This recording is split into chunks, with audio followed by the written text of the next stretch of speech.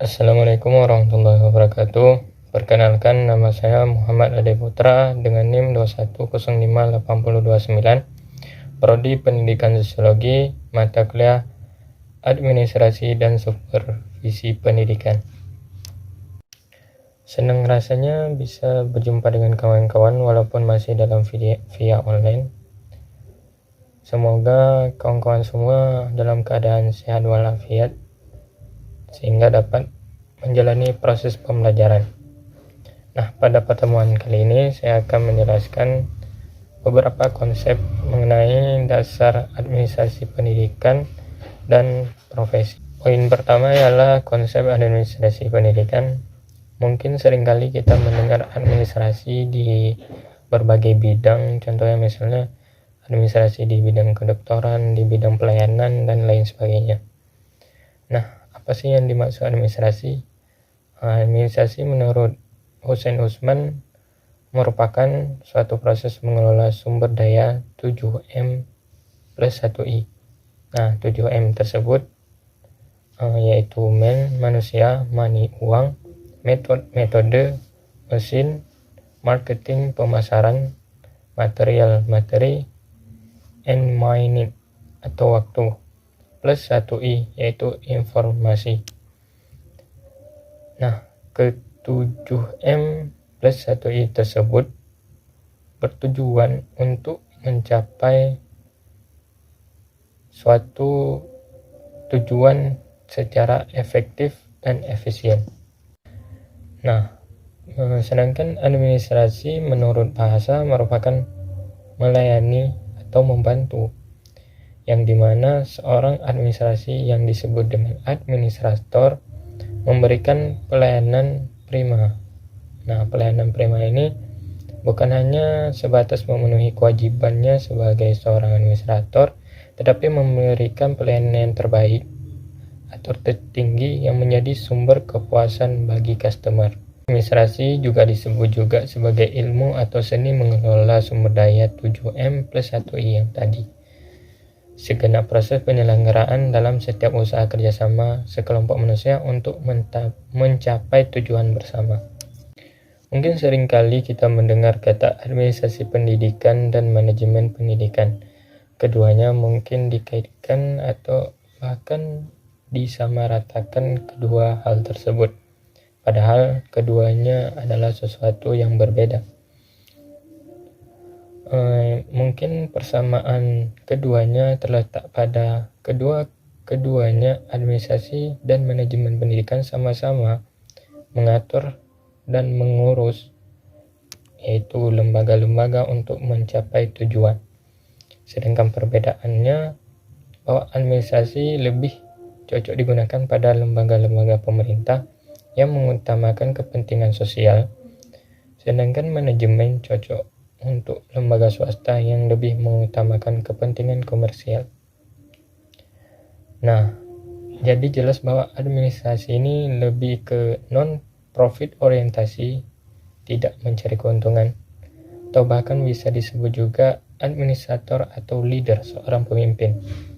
Sedangkan manajemen dia lebih ke profit orientasi atau mencari keuntungan, yang biasanya kita sebut manager atau bos. Kemudian perbedaan pemimpin dalam hal ini adalah administrator atau leader dan bos atau manager.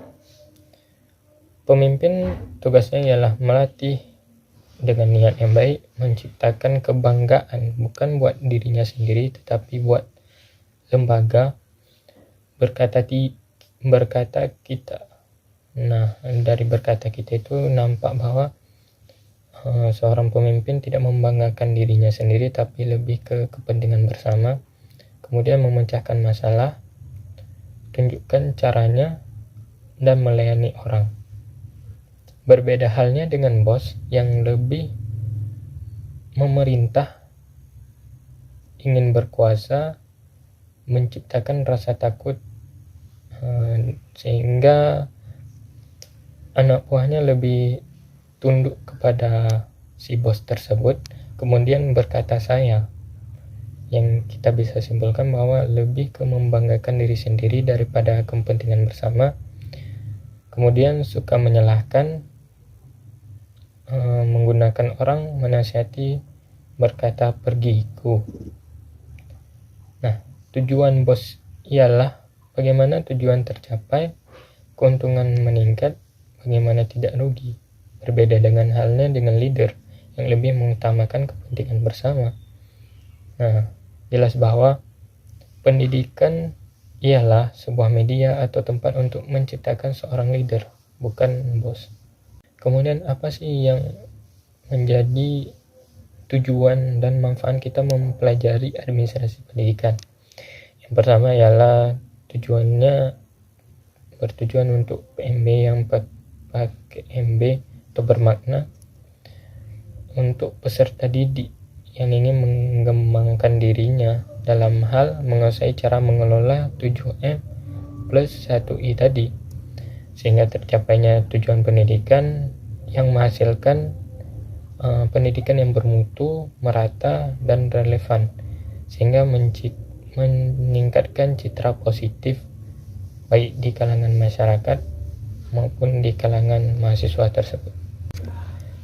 Poin kedua ialah profesi. Mungkin seringkali kita mendengar kata profesi ialah suatu pekerjaan, tapi kalau kita mendalami lebih dalam bahwa tidak semua pekerjaan itu merupakan profesi. Nah, mari kita lihat pengertian profesi menurut bahasa. Pengertian profesi secara etimologi berarti mengakui adanya pengakuan, menyatakan mampu atau ahli dalam melakukan suatu pekerjaan. Sedangkan menurut istilah atau terminologi profesi berarti suatu pekerjaan yang mempersyaratkan. Nah, berarti di sini ada syaratnya. Pendidikan syaratnya yaitu pendidikan tinggi sebagai pelakunya yang ditekankan pada pekerjaan mental, yaitu adanya persyaratan pengetahuan teoritis sebagai instrumen untuk melakukan perbuatan praktisi, bukan pekerjaan manual.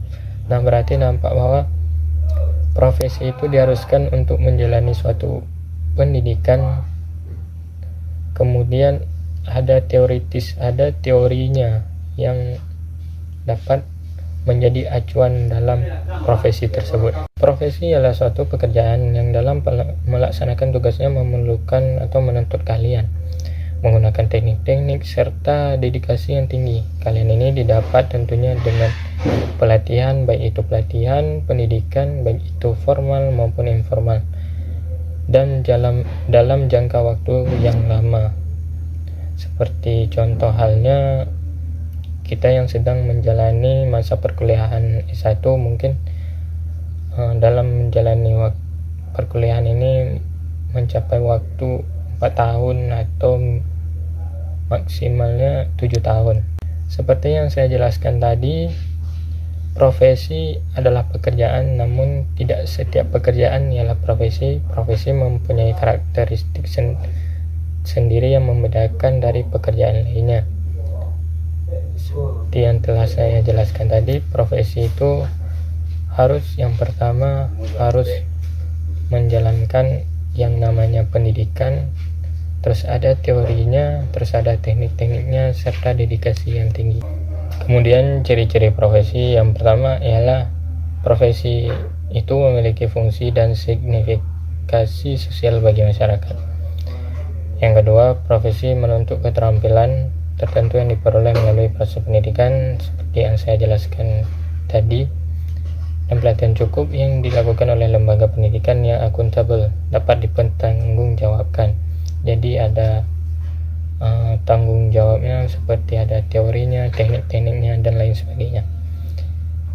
Kemudian profesi didukung oleh suatu disiplin ilmu tertentu, seperti halnya kedepannya mungkin kita akan menjadi seorang pendidik, jadi tentu disiplin ilmu kita ialah ilmu pendidikan. Kemudian ada kode etik atau organisasi yang dijadikan sebagai suatu pedoman perilaku anggota peserta sanksi yang jelas dan tegas terhadap pelanggar kode etik. Jadi ada aturan-aturan tertentu. Kemudian sebagai konsekuensi dari layanan dan prestasi diberikan kepada masyarakat, maka anggota profesi secara berseorang atau kelompok memperoleh finansial atau material. Istilah yang sering muncul dalam profesi yang pertama ialah profesional, yang dimana pengertian dari profesional tersebut memiliki dua makna. Yang pertama mengacu pada sebuah sebutan tentang orang yang menyandang suatu profesi. Berarti titik maknanya itu terletak pada si pelaku atau si pemilik profesi tersebut. Yang kedua ialah mengacu pada sebutan tentang penampilan seorang dalam mewujudkan untuk kerja sesuai dengan profesinya. Ini lebih ke penampilan si pelaku tersebut. Kemudian profesionalisme ialah sebutan yang mengacu pada sikap mental dalam bentuk komitmen dari anggota suatu profesi untuk senantiasa mewujudkan dan meningkatkan kualitas profesionalisnya. Ini lebih ke sikap seorang profesi yang memiliki sikap profesional. Kemudian profesionalitas adalah sebuah sebutan terhadap kualitas sikap para anggota suatu profesi terhadap profesi serta derajat pengetahuan dan keahlian yang mereka miliki untuk dapat melakukan tugas-tugasnya. Berarti mereka dengan komitmen melakukan tugas-tugasnya sesuai dengan profesi yang mereka miliki. Sekian penjelasan singkat dari saya, semoga dapat dipahami. Mohon maaf jika ada kekurangan. Sekian, terima kasih. Wassalamualaikum warahmatullahi wabarakatuh. Sampai ketemu lagi di video selanjutnya.